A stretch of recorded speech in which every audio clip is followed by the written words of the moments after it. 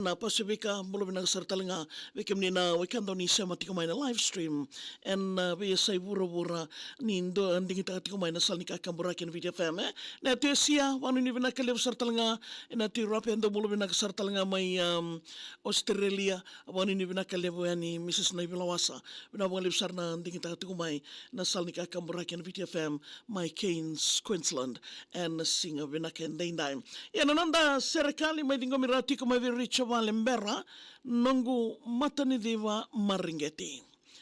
Tambalesi na ya si Maringeti sa mau niya sulia mai ka kautatale nonda tui sao au mai kalia tu kina wuni ibilevo ngoko yao waka kina nongu kalia na isua vitu nindao. Na tamai kita o Maringeta kalomani salai teitarawao vekenda namuriani.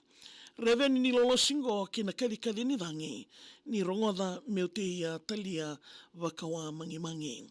Adana sakan do karoni volitu etikingu. Wuni nongo tangidaka keretau na tadingu. Sudo enai katolo ni vola indoi ena lima vitu. Adana ndokai saka o ratu ilaitia dhombitu. So makia no na koro saka e nei tāsiri. Na viti levo no na evusa ki leitu e viti.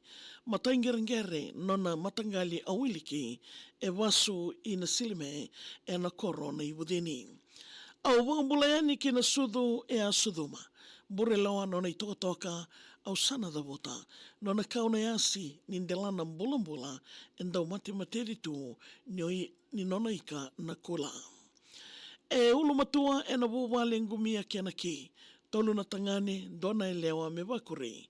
Turanga linga mbola ni nunu au matedali. Ndonu na wasa sa masia ratu na ngingi. Meo debuti ratu na tadina kia sara. Ndiwa menda reida no ratu tangi langa. Ora saulo e tangi se ratu manasa Romuluse naitini e karua o vasemada. Nona wuli meo sereka saka wiki muni takusovi na wani mala senga na vuturi. Na Kurosule District o Tivana Primary dewa somboyani ki naitasiri secondary. Dewa ki na wuli matai me sababadiani. Ta sebu binaka ni wola engai rawati. Tuwa wakambate ni mbeka na lingana lomani endau davuti ni waka na wundi kasiraki. Kani mara undi na wua ningai ya sewa na mboa.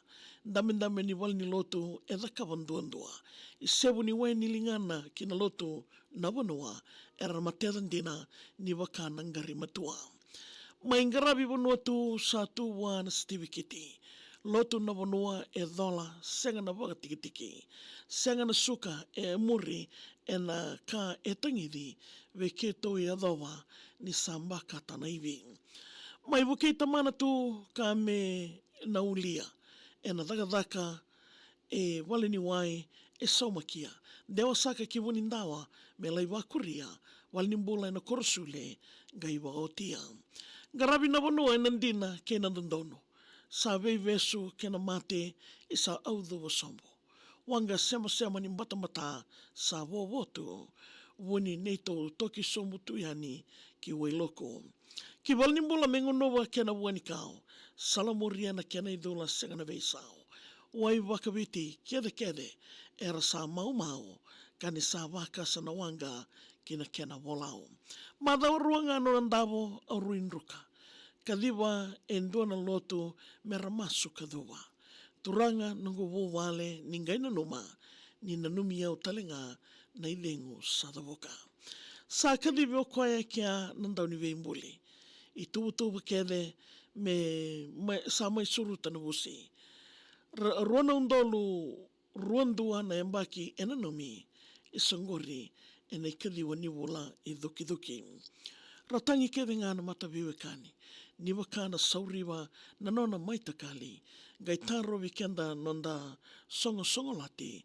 Lolosi na viti levo ke na wanoa o na reasi. Mositi ke raundi na naluwe na Maringeti. Ke rau wakatokai me nona i teki.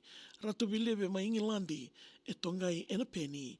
Ongoa e Australia na luwe na o Racheli. Suni Serena Seo Tinangu Matawinaka. davutu mai nandevo kai vuke anga. Kimba na tui mangonro o wagaturanga na mosikeve e nei sulueti mbaka. Ke tau lewili mana luvena e na luvena lo mani ni kua. Ratu bilive rongai muri ngana ulu matua. Raichieli rodom vitu wata kei Iliana rolinga tambua. Rovolosi o mereandani e laingone ndua. Meu dabutira na makumbona ke sara ilaitia dhom vitu mo ape ke alesi mbaka. Ratu waisale o aniloma ke vasimada. Romulu se karmale peniasi ronamanda. Au nanumero tau na tadina ndingetaki. Mere rai ke dhombitu Marcus e rautangi. Ratu manasa ke nona yada na kalomani o ratu vilive ke vili kesa ro langakali. Isa sango leo ta kana tawa le sumai. Nona wawawoli au nangumian endai. Kame na wakatamani na mbula ni warai. Rawa ni ukaya ni ukana kumbe ni kawai. Au wadengu nikalo na rarawa embuluta. Sa didibioti na dedere lili e na wakambauta. Tumbua na sala ki na mara era ndaudabuta. Ndua totolo kia na isusomi mana au sukam. Ni mode na wakanga waka maringeti au loloma ki na nondandu i Jerusalemi. Da wawarau ki na mati ni lesi ni mode ngosaka na wekamu ni o Raichieli. Ea kamni na veo kani ndobo de tiko mai na singa vina kani ndai na nondaru e wasa ninga una ni ya wakatawa kuni ngole da brongo taltinga kena na nondaru serikali na maki ena mataka vina kani kwa bulana na mo serikali ga email taka mai vea maria@vtfm.com.fj mone tikina wa romboka dau na makatoko mai kena